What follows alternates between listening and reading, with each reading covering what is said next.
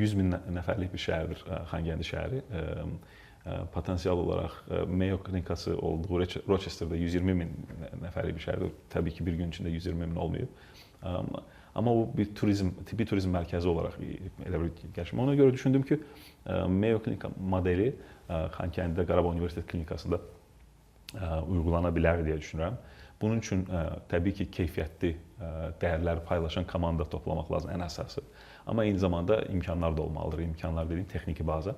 O texniki baza Qarabağ Universitet klinikasında yaradılır. Bugün üçün Qarabağ Universitet klinikası 75 yataqlı bir xəstəxanədir, amma potensialında 400 yataqlı bir xəstəxanə olma, yəni genişləmə imkanı var.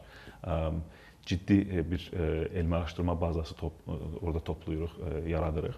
Eyni zamanda tədris üçün simulyasiya mərkəzləri, belə deyək, həm klassik, həm də yeni virtual metodların anatomiyanın öyrədilməsi, bu kimi şeyləri Qarabağ Universitet klinikasında yaradırıq. Ona görə düşünürəm ki, o öyrəndiyim təcrübə ilə, özəlliklə idarə etmədə olan təcrübə ilə Qarabağ Universitet klinikasında elə bir tibbi turizm mərkəzi qurmaq mümkün olacaq.